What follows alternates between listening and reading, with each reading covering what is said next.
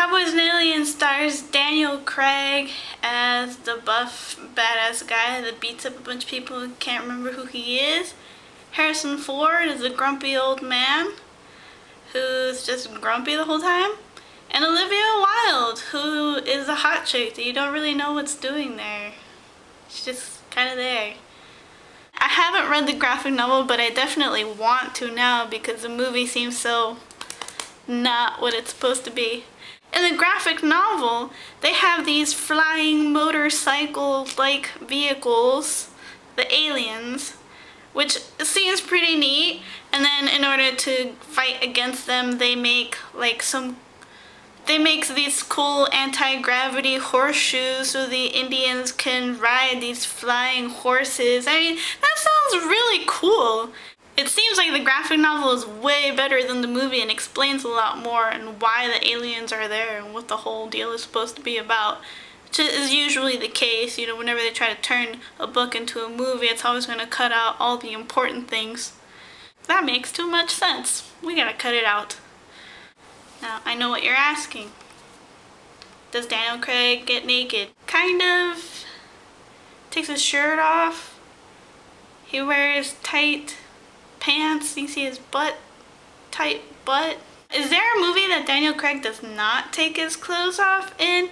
If Daniel Craig manages to take off his clothes in Defiance, which is a movie set in Belarus after it gets taken over by Nazi Germany, I don't see why he wouldn't take off his shirt in a movie where he's the main character in a Western versus aliens type thing going on. Does Olivia Wilde get naked? Yes, but not the way you think. Sorry. Is that the chick from Spanglish? No, it's the chick from Nacho Libre. What do the aliens look like? They're the type of aliens that will probably give you nightmares. They have like this thing that comes out of their chest and there's like three-fingered hands. Is that the creepy kid from There Will Be Blood? Yes. Creepy kid is creepy, man. Should I spend a bunch of money watching this movie? Go watch an early showing so you can get matinee prices. Not gonna lie. Unless you get really toasty before you go watch it.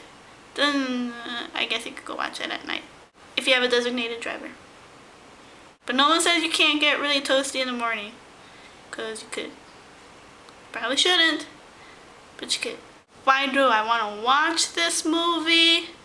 Western and Aliens. It doesn't seem to really, match. And it's kind of like one of those movies that they just made it to make money. Let's see how we can get maximum revenue. Oh, I know. Let's put two completely different genres together and see if that works. Does it work as far as entertaining you? Yes. Does it work as far as awesome, cool visual effects? Yes. Does it work as far as entertaining you? Yes. What more could you ask for? Does it work as far as a good storyline?